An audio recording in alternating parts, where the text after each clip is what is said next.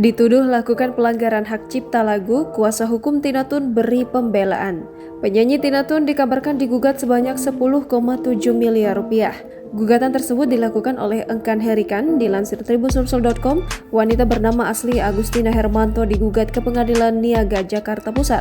Pasalnya, lagu Bintang yang dipopulerkan grup band Anima itu dinyanyikan oleh Tina Toon tanpa sepengetahuan Engkan Herikan. Jeff selaku kuasa hukum Tina Toon memberikan pembelaannya. Dilansir YouTube Cumi-Cumi pada Rabu 1 September 2021.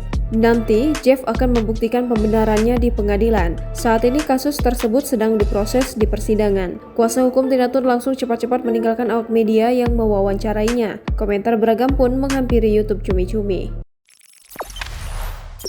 Jangan lupa subscribe, share, komen, dan like ya!